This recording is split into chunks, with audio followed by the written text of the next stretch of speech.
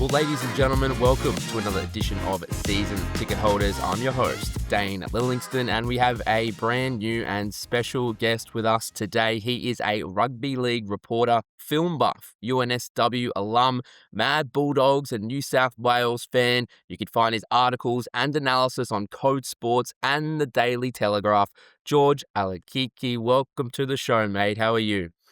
I'm good, Dan. Thanks for having me. I haven't heard film buff in a long time, but I'll take it. It's all right. I do my research here on the show. You were doing I some like film it. stuff previously, is that right? Was I right with my research? In my uni days, yeah, I enjoyed my films. I used to, yeah, UNSW there used to be a cinema pretty close to the uni, so every time class had finished, I'd be up there hanging out, watching a flick or two a week, I'd say. So, but those days, yeah, like I said, now it's all in on rugby league. Mate, quickly then, what's your favourite film off the top? I love Good Will Hunting. Good Will Hunting, Good Will great one. Hunting is probably number one, yeah. Yeah. Closely followed by The Godfather. So they're up Ah, there, yeah. classics, mate. I'm a Jurassic Yeah. Park guy myself, but I did study a bit of film at uni as well. But Okay, yeah, there you go. good fix, good fix.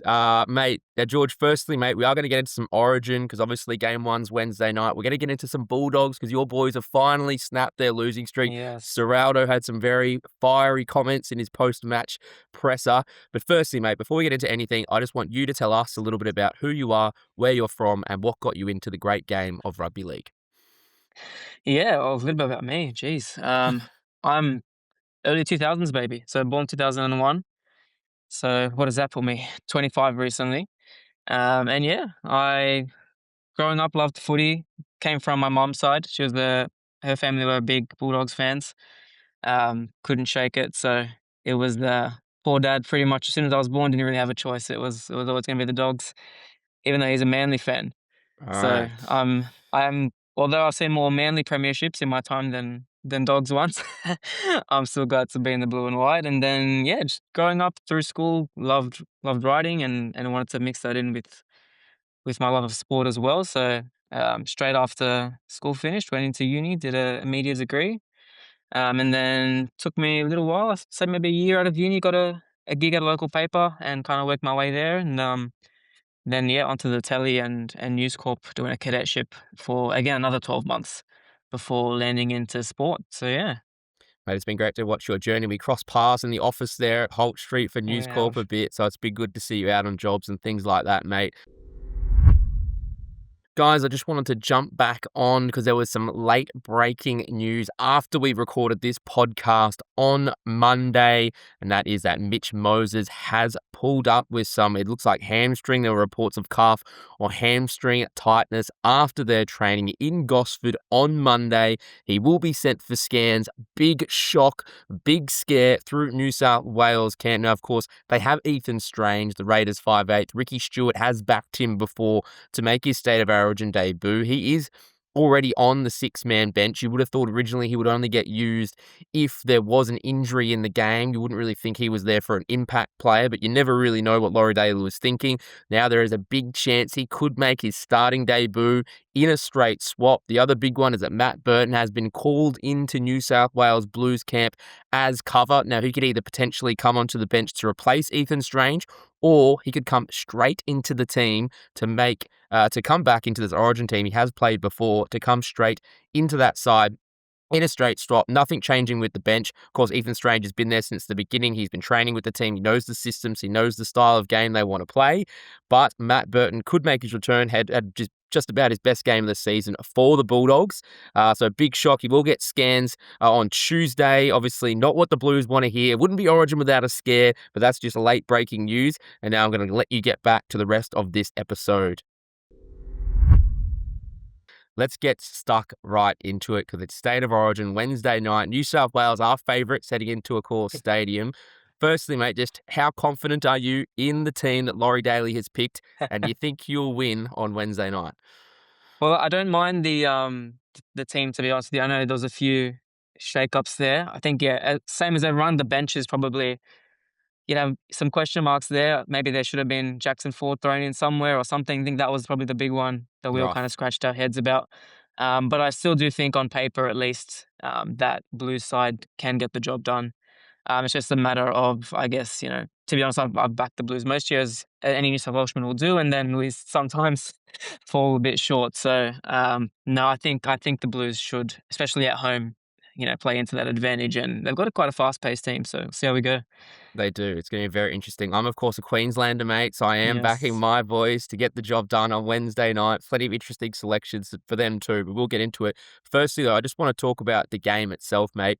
The big storyline, how it's going to be officiated. I spoke to NRL officials last week. They were adamant nothing was really going to change. It's going to be the same as the NRL. This storyline we're seeing, these six agains, this hyper-aggressive footy, high score lines. I've seen Graham Annesley come out and say that anything all those narratives completely false. He said any suggestion that referees are given in different instructions for Origin is completely false. They simply respond to what unfolds in front of them. What do you reckon, mate? What type of game do you think we're going to see on Wednesday? Oh, I think it will be that kind of fast-paced, very energetic kind of stuff that we've been seeing this year. Um, I would love to see, and I do think hopefully there will be a little bit more leeway in terms of the six agains, and because Origin football is very different. It's a lot more aggressive. It's a lot more in your face style. So I think fans will be wanting, as much as the RL said, it'll be officiated the same, and as it should be. You want consistency across the board, but you'd hope there's just that little bit of leeway just to see a bit of niggle in there. Mate, I'd be shocked if we get the same product. I know they've got to sort of meet in the middle there, but we Yeah, always see Origin come back to this classic style. There's a bit more of a feel for the game, right, as opposed to the NRL. If we go out there and we do see like this crazy 30-24 scoreline or whatever it is, I mean, we've seen that in Origin footy before, but just the way it's all going, I would be shocked if there isn't some sort of drawback, even though the NRL has to officially come out and say it, just like they weren't allowed to officially run onto the field after Alex Johnson scored the record-breaking exactly. try, mate, right? They have to say these things. So we'll see how it goes. I hear that the NRL hasn't been too happy with those storylines, so obviously they have moved to try and shut it down. Just a Blues camp, firstly. The big question was Stephen Crichton battling that shoulder injury. You're a Bulldogs man. Blues camp seems to be fine. He sat out that first training session. I think it was, last Wednesday or Thursday. But he seems to be okay. Any fears you reckon that he wouldn't be fit? I don't think so. I mean, of course, I'm going to assume he'll have quite a few painkiller injections coming into the game. So you'd like to, or you'd hope not, but Blues fans will be very weary that Queensland could target that area. He hasn't obviously been at his best in a Dogs jumper, but I mean, it's Stephen Crichton. You back him. He's one of those guys where you'd stay loyal, and I'm glad Laurie did because I'm sure he'll put in a performance. But I'm not too worried. I don't know if it'll be the Crichton of usual, but that doesn't mean. I think a bad Crichton is still a fantastic one. Put it You, that way. there was that story that he wouldn't get picked. Do you think if Latrell was fit that he would have missed out, or you think they might have left Katoni Staggs out? Oh, I think it'd be Katoni's spot. Yeah. Personally, I think, yeah, like I said, Steven's one of those ones he's just a pick and stick. Unless he was, yeah, completely ruled out through injury, he'd be in there for me. Even Casey McLean coming in. Worst case, if Critter can't get to the field, that's I think a great introduction for someone like Casey McLean. And were you on the Tedesco bandwagon? I was very vocal on the podcast. I was big for him, especially if we are going to see this NRL style game, the fast pace, just the runs that he can do, that speed around the ruck, all that type of thing, as opposed to Dylan Edwards. You're back at Teddy to 100%. be the number one? I am, yeah. I think just the energy he brings, he's just all over the park.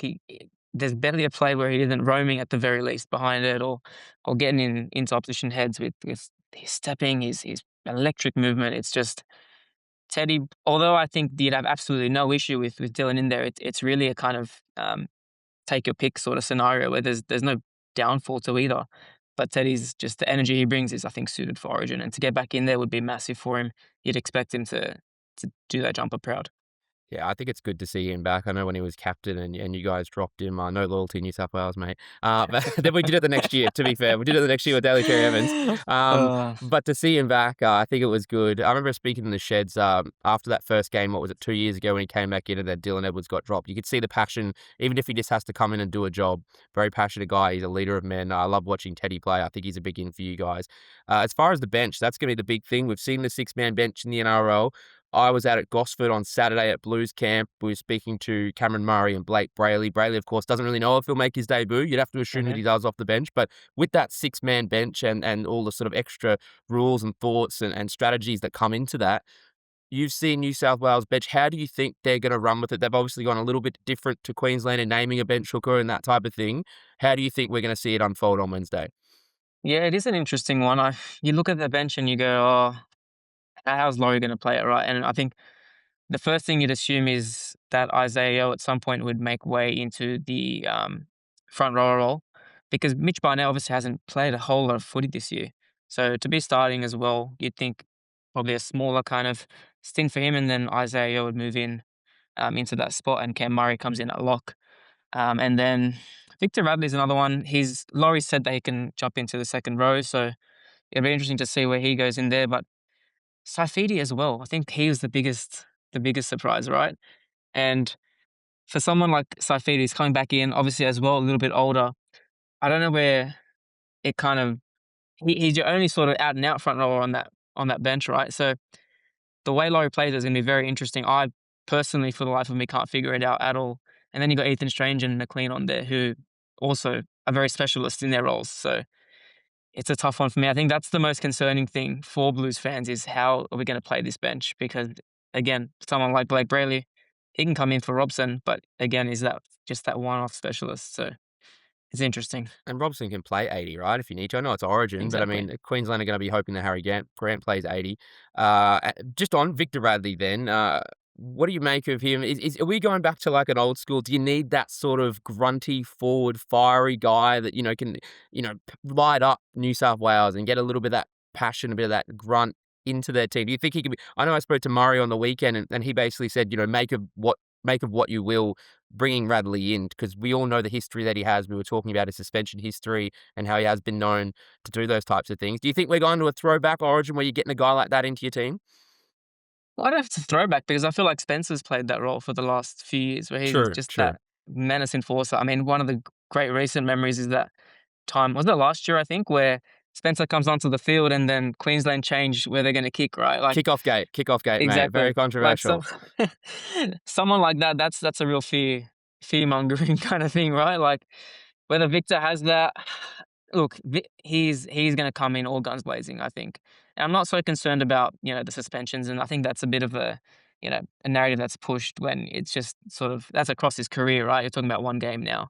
He'll want to put everything in for that jumper, and especially because he's now gets to be called into the side for the first time under the new eligibility. You'll see that passion from him. So I think he does become that Spencer Leniu type kind of guy with the fire in him. That is a good point. It's sort of almost like a light for light, almost replacement in a way in what they do bring to the team. Switching camp up to Queensland, we saw Cameron Munster sat out training Sunday, soreness of his lower leg. I spoke to friend of the show up there at Fox Sports, Josh Bristow. He assures me there's no issues up there. Munster will be A-OK. It wouldn't be Origin camp, George, right, without a little bit of this injury drama news. We love it, especially as journalists. We pump it up a little bit, mate, even if it's not always there. Rob Toyer also undergoing concussion protocols. He should be fine. The big man for Queensland, obviously, is going to be Kalen Ponga.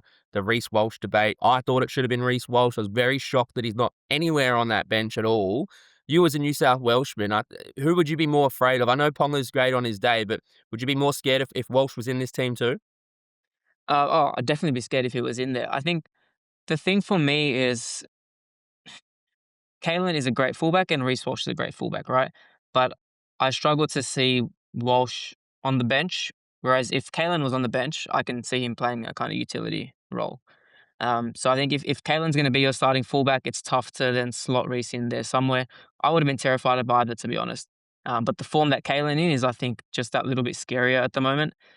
He's so exciting with the ball. Won't be exciting for Blues fans. We'll be terrified, but I hope so. I think in that sense, Billy's made the right choice. But that doesn't make it an easy choice by any standard. And I think the other thing too is you've got Hamaso Tabuai-Fidow in that team. He can switch to fullback if anything goes wrong. Having Reece there, he can only really play fullback, even though I was shocked he's not there. You've got Gemmet Shibasaki, who can slot into the outside backs if you need to. I was looking at the Ponga's stats before. 10 games for Queensland. He's played 8 as the starting fullback and won 5 of those in 22 and 2012. In 2022 and 2025, they won the series within there. Walsh played in 2023 and 2024, and they won 1 and lost 1. So there's no real stats to real dig into, but I know that Kalen Ponga, whenever he's put that Queensland jersey on, he's absolutely killed it. He's had game-winning moments, and Reece will get his time. Well, he's still only 23, right, man? So he's still super young, and I wouldn't even be surprised if we see him Queensland lose. I think Reece Walsh is the number one guy. You're finding a spot somehow in this team to get him back in. The other one is Sam Walker. I think he'll kill it. A lot has been made about Sam Walker. Is he the right type of fit for Origin? He's obviously known for his attacking flair, his short kicking game. We don't know what he's going to be like at this Origin level, but he's been long anointed for years to be the next Queensland halfback. I think Billy made the right choice by finally giving him the job.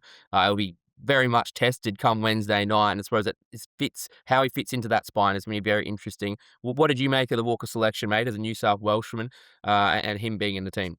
Yeah, well, Walker's a funny one because I find, and I'm sure other people will as well, but Walker's style is, I guess, quite erratic. He's very off the cuff. He beats to his own drum. He sort of does things on his own terms, right?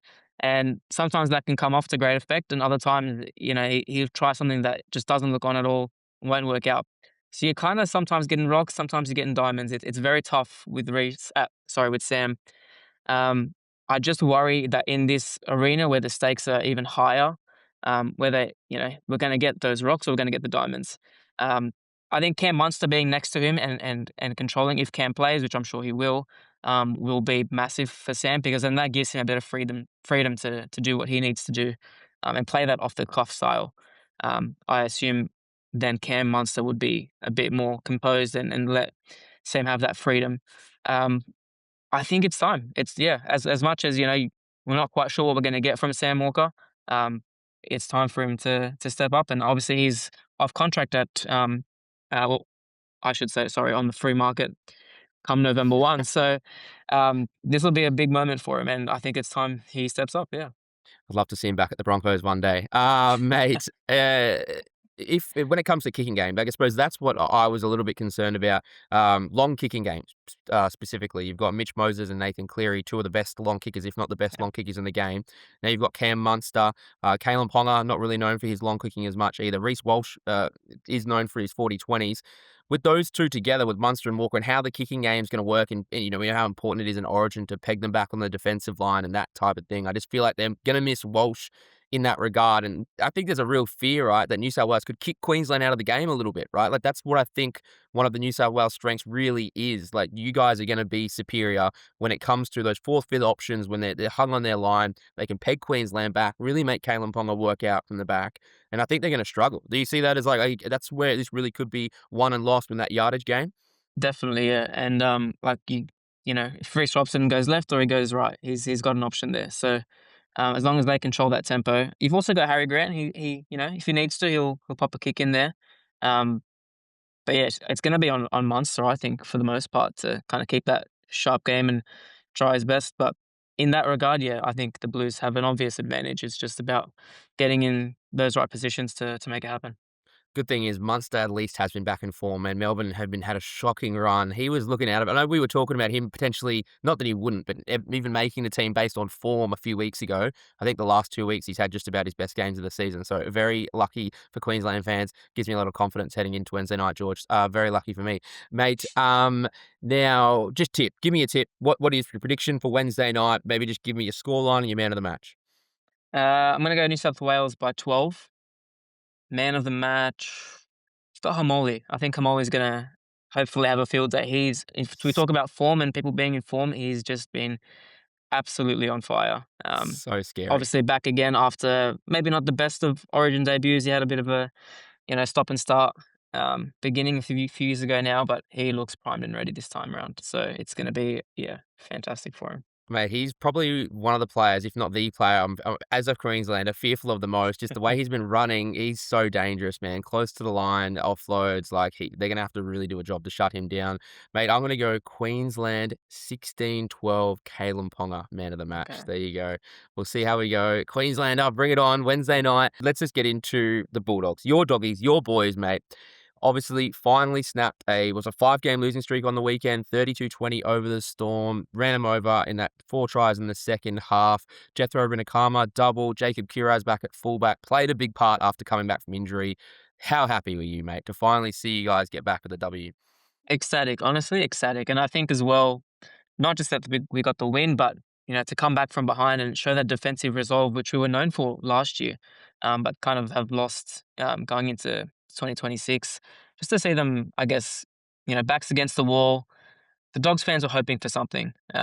and just for someone to step up, and they did, which was fantastic to see. It was the Dogs of old, or Dogs of 2025. Um, whether we keep going this way, I really hope so. Still early days. I won't get too excited off one win, but um, it's exactly what we wanted to see after so long. And I suppose for me, I spoke to Cameron Ciraldo before the game last week, and I think everyone's seen those comments post-match. How have you made this whole situation? To break it down, obviously, Gus Gould comes out last week, gets on a few podcasts, makes some comments. One was Lachlan Galvin's not a long-term halfback. He made some cryptic comments about how things were going on behind the scenes that he couldn't really delve into, and that basically they were rethinking everything. Just as a fan, and even from the media aspect as well, what did you just make of that whole sort of media offensive that Gus went on in some of those comments last week?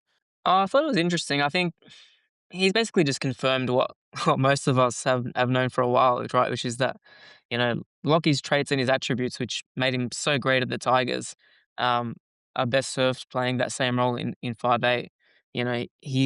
While he's a great half, it's probably not his style to be controlling a side, and long term halfback is probably not going to be the option. I don't know whether that had always been the plan or they've only just come to that realization. But I mean, most fans, Doggies fans included, were quite vocal about that for a long time. So it's taken a while, but at least we got there now. But it just creates more problems, right? Because you've got Matt Burton there in the six. So whether that is where Galvin's long term future stands, we don't know. All the Gus has said is that he's not a long term halfback, but where that puts him now or in the near future is still to be seen. Just the whole Galvin situation. I mean, obviously, we all know the story coming from the Tigers mid-year last year. It just feels like, for me, from the outside looking in, it was like a sliding doors moment, right? Like he comes in, you sort of go off the rails, obviously still finish well, bundled out in straight sets in the finals, tell Toby Sexton, Reed Marnie that they can leave. And then now you've started the season down in 13th, 4 wins, 7 losses, only scored 203 points. A lot of has been made about the attack with this team. It all sort of, tell me if I'm wrong, but it all sort of starts off when Galvin comes into the team. I think Galvin's a great player. I think he will be a great player, and he's learning his craft, and he's had some great games still. But it just feels like that moment sort of changed the trajectory of the club. Would you agree? Yeah, everything feels like you throw it back to that time, right? But as much as everything was going on then, I don't think it's Lockie's fault by any stretch what's happening now. I think he's just, the poor guy stuck in the middle of what's going on. Those, decisions to move on Reed Marnie and Toby Sexton, I guess we don't fully know what happened there. Um, Especially Reed Marnie, I think, who's an out and out hooker that we've sorely missed now. At least Galvin, I think Galvin's been one of our better players this year, to be quite fair. Even though, he might not be the long term halfback as they said, but he's still creating, he's still, looking to find something and attack the line when he can. It's really just it's annoying because yeah, you throw it back to that moment where, especially because I think once he came into the side, we were still first, um, had won 9 and lost 2. That was our record at that point. Um, and then things just very slowly started sloping down the hill there. Um, it's tough for him, and I don't think it's his fault by any stretch, by any means at all. He's just unfortunately, yeah, plopped there right in the center of it.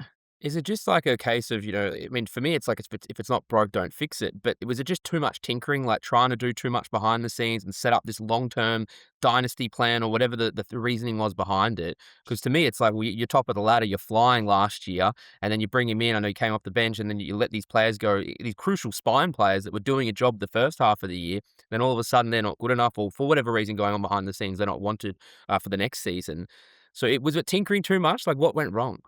It was, yeah, tinkering's too much, but I think more so the timing of it. Like you said, we were top of the table, things were going well.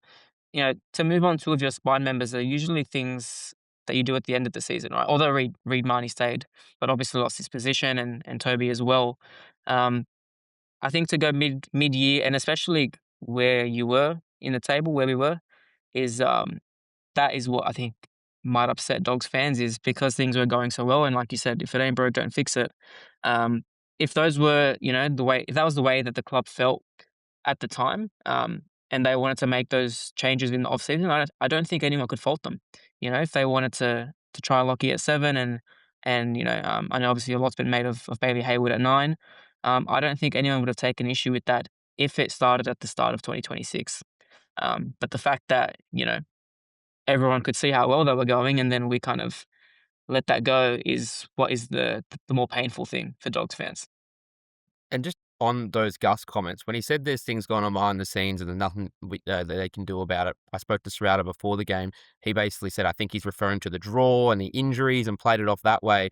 Gus made another comment that he said, basically, based off how this year's gone, maybe I get the feeling he's trying to say that maybe they missed the jump with the rule changes and that type of thing. You were a defensive juggernaut last year. The wheels have fallen off with the way the attack has gone in the whole competition this year. We spoke to Cam about it, about the rethinking everything comment. He said, I wouldn't use the word rethinking. That leads to me going, well, are they on the same page? Everyone assures me that they are on the same page, but what's going on? Is that just Gus being Gus and just trying to sort of take the media attention away from how the team's going? Or is there something a bit deeper there going on? Oh, you never quite know with Gus, do we? You Like, never do. um, uh, I think it's it trying to take it away a little bit. Um, the thing with Gus, right, is uh, how do I put it? Like Gus is really, Tell me how you feel, mate. Come on, let it out. As a Dogs fan, tell me how you feel. I think it's just a bit of, you know, people want transparency, especially Dogs fans. You know, if something as big as, you know, oh, your star hooker and your halfback that got you to the top of the table are, you know, all of a sudden dropped, we just kind of want to know why. Even if it's simple as saying we think Lockie is the guy going forward, which we never quite got sometimes. You know, whenever there were questions of Sexton, it was always, I think it's the iconic Gus quote of Toby's on a journey of development. So Classic, yeah. I think the frustrating thing is just, you know, the timing of the transparency, right? Like as much as we loved what Gus said last week, because it was transparent, I think it's just sometimes a little too late, and it feels like it's now not for the sake of being transparent, but more just to kind of deflect a bit from what's going on at the moment. I saw the training vision last week, and they did. I've got to say, they did seem fine. The way they were speaking, any rumors of a rift or anything, I think that'd be frustrating for them. They seemed to be chatting together, watching the team train. It didn't seem to be any issues. I watched like 10, 15 minutes of it. There didn't seem to be any issues on the field. And if they were, very good acting. And I get the feeling Ciraldo wasn't a drama student, so I don't think he's going to be that good at acting and pretending that things weren't okay. Um, but just post game, then that leads me to wrap it all up with the Bulldogs. Then post game, we see Ciraldo come out. He did get asked about all of the things that he had to deal with the last couple of weeks. He seemed a bit frustrated, even though it was the win. He said he called out bullshit rumors. That's how he put it, an unfair criticism, and specifically pointed to the future of Matt Burton in all that. Watching that press conference, just what did you make of everything he was saying there? Yeah, well, I was actually there. I didn't get to chime in for a question. I was kind of just taken aback by it and sort of watching it unfold with how he went. It was quite raw from Cam. Um, Look, yeah, I don't know about, you know, I guess the BS rumors, so to say. Like, who are we to know, right? But at the end of the day, I think what Cam really loves is, you know, things staying inside the four walls, as he mentioned, right? He's club first, player first. Um, if there's rumors going around at a time where it's, you know, detrimental to the Dogs, he wants his players away from that and doesn't want that to affect their playing style. And to be honest, I think we saw that on Friday night. Like, you know, being in the sheds afterwards, the guys were ecstatic. Like, it didn't look like there was any issues whatsoever. And I think that it doesn't really phase them, which is, you know, I think Cam just wiping the slate clean and saying we're not, you know, gonna take this essentially. I do like Ciraldo, mate. He's been one of my more favorite coaches to deal with in the NRL. Like he'll give it to you pretty straight. He'll answer your 100%. questions, even if they're tough. You know what it's like, mate, talking to all the coaches around the game. You don't know what you're going to get, but even that one before the game when I was out there last week, there was some tough stuff there. The funniest thing he said was, obviously, it was just after Gus's podcast. He said, after my question, he just laughed and said, I should have got Gus up here because all you guys want to do is talk to me about what he said. But that's just what it's like. When you've got Gus Gould running your club and he's one of the biggest names in the game, that's what it's like. But Serrata could have handled that situation a few different ways, but he took it head on. He answered the questions, even though he was having a joke about us and being a bit annoyed at that. He still answered it head on. That just leads me then, where does this team go from here? You've obviously got the win, the monkey off the back. Injury with Preston, right? He's got his broken arm. Was that right? Yeah, yeah. Was he So now he plus Vidal kicker. That's both your starting second rowers. It's pretty detrimental, I think, for the Dogs. A lot of the injuries are stacking up now, which doesn't help. I it's still, to be honest, I was a bit worried before this round. But looking at the ladder, I mean, it's only 2 wins off off a top 8 spot, and we're still only in the middle of the season. So, as much as a lot of people are writing them off, I don't think it's quite there yet. It's a bit too early to write them off. And the way Ciraldo talks, the way the boys seem, they've got the belief in them. Whether they can turn it around and adjust to, I guess, they've looked like they've really struggled at times this year with the new rules and keeping up to the pace. Um, but they're not out of it by any means. It's definitely an uphill battle for them to try and get there. But the ball's in their court, essentially.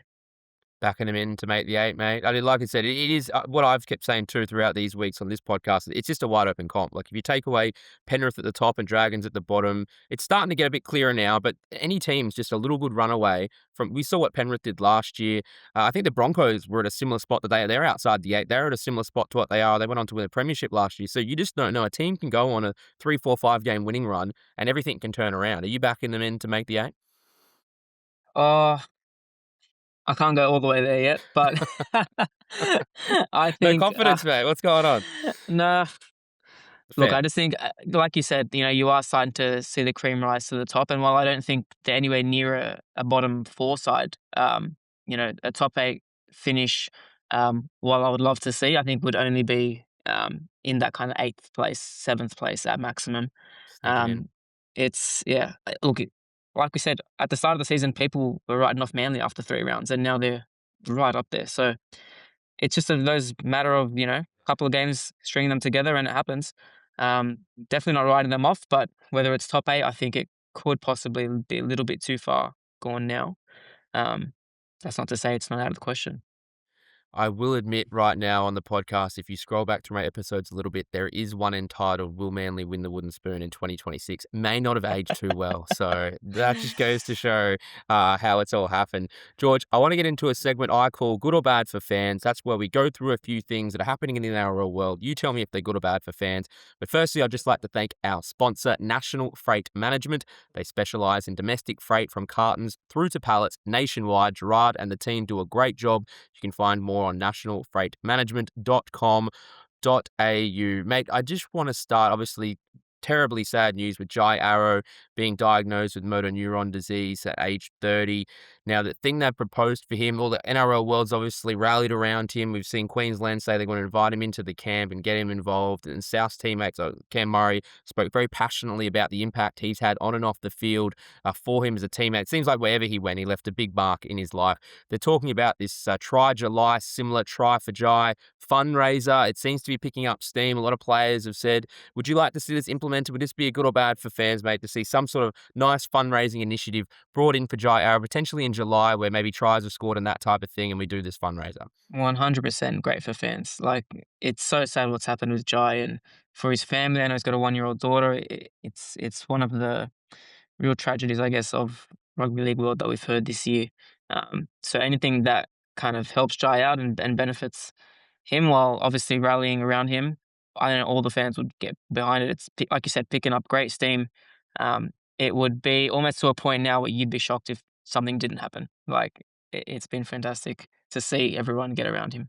And the one thing the NRL have been doing well the last few years is getting on these trends, and I dare say they'll do something. Even if it's not in the form they're talking about, I'm sure they will. Mate, Origin depleted NRL. Every year we talk about it, the scheduling, how do you fix it, what do you do? No one really gets excited. Maybe you got excited because you won this round, but no one really gets excited for this round before the Origin, right? You know all the big stars are missing. They're depleted teams. I think there was 2 crowds under 10,000 in the 5 games that were on the weekend. The scorelines weren't close enough. I mean, I'll say that. They weren't like big blowouts. We've seen worse rounds in the NRL. Just the quality of football and this thing that comes up every year, these Origin-affected NRL rounds. Are they good or bad for fans? Well, I was going to say the Manly Titans game was refreshing to see, quite a low scoring game for once. It was. I did not expect that at all, mate. That was a Yeah, shock to no, me. fantastic. Are these rounds great for fans? I'd say no, but I think it's a necessary sacrifice at the moment if we want the spectacle that is Origin football. Really, where else can you place it, right? Beginning of the season, end of the season. Players are not ready at the beginning, and fatigue would be through the roof by the end. You'd lose momentum. It's tough. It's tough. I mean, I think once you get to, this might be a bit of a funny take, but once you get to 20 teams and possibly, the way the draw is done is a bit different. It could be Americanized with the different conferences and stuff. You could get like a mid-season break or something like that, where you play those sort of rep games. Um, but for the moment, I think it's just a necessary sacrifice. One thing I've always said is I liked it for the fact that it was teams that aren't doing too well get a chance to play the better teams without their origin players, right? It's like a leveler in a way. Not that you really need that, but that's always been my support. But then I think back as a fan as well, and I'm like, I just don't get excited. I mean, the Broncos run a bye too. I didn't get excited for that. But just, I don't get excited for these games when, I don't know, you just know the quality's not going to be there. All the media, all the headlines, all the fan sort of interaction, we're all thinking about Origin coming up on Wednesday. There are But also those great moments where, the debutantes come in and, it's their first games. It's that kind of period where you can see the next crop slowly coming through and they'll get their chances. So there are benefits to it. It's not all doom and gloom. But yeah, that is true. And I mean, I know they trialed that Sunday Origin a few years ago. They did that for a couple of seasons. That didn't seem to work. But I'm also like a traditionalist. I would never want to see Origin move from like the Wednesday night. I don't know what it is. It's just like, it's right. It's like a football thing. It's a tradition. You can't move it from Wednesday, it's right? ingrained. It's ingrained, right? It gives you that midweek kind of just hit that is just fantastic. Mate, Everyone's at home with family or you're at the game on a Wednesday. It just feels like Origin football when it's a midweek. I agree, man. Three times. There's only three times better than Christmas for me. Origin 1, 2, 3, mate. That's just how it is. It's Christmas for footy fans. That's what it's like, George. Yeah. Mate, a lot of news as well. At the head of the NRL, end of an era is looming. Chief Executive Officer Andrew Abdo will resign after 6 years at the top job. Looks like the Commission Chair Peter V'landys will take over in an interim chief role. I don't know what you. I know this is all sort of breaking very recently as well. Abdo's been at the helm for close to 6 years. It looks like he's going to take a job with Tennis Australia as their chief executive. Obviously, V'landys will step up, but it's been such a positive growth time since he's been here, right? Like we've seen the introduction, the expansion. We're seeing record TV numbers. We're seeing crowd averages rise every year. Fans and memberships, everything like that is booming. For him to step away now, is that good or bad for fans? Like, has he done everything that he can do? Is it time for some fresh blood, or how do you see this playing out?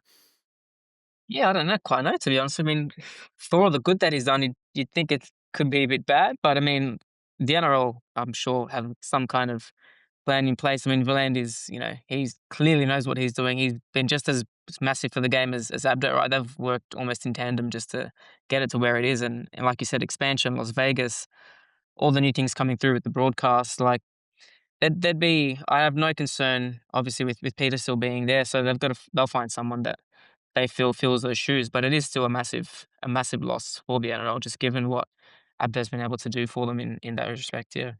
It's been a massive, even just the last 6 years since COVID. It's crazy to think about since COVID, everything that happened, the putting the competition, Yeah. becoming one of the first sporting codes in the world to come back during COVID and all the protocols for New Zealand to have to play in Australia for those couple of seasons, and then bringing in Vegas, seeing the record numbers that there are now since COVID.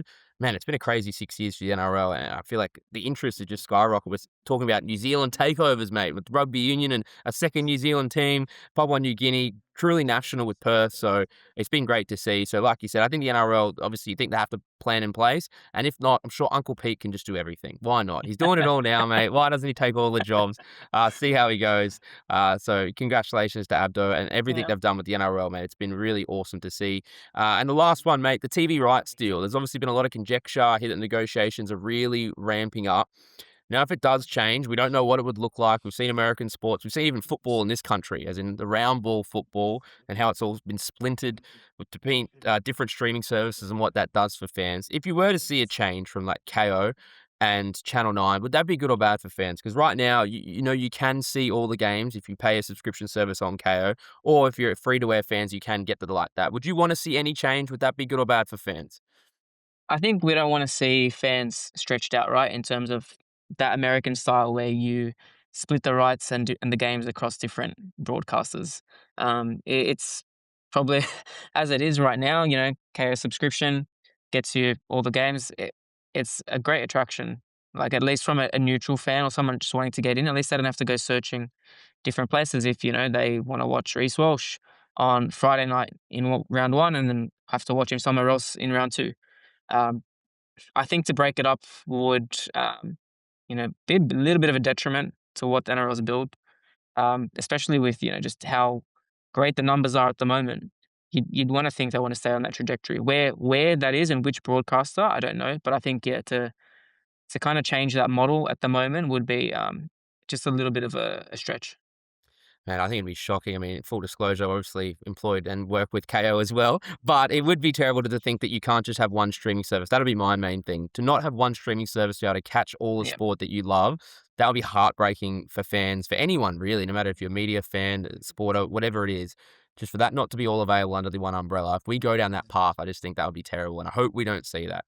George, you've been amazing, mate. As much as I don't support your teams, I very much appreciate you coming on. Good luck to the New South Wales Blues for the State of Origin opener, and good luck to the Bulldogs, hopefully sneaking into that 8th spot. I'd hate to see the Broncos knock them out in any way. That'd be a real shame.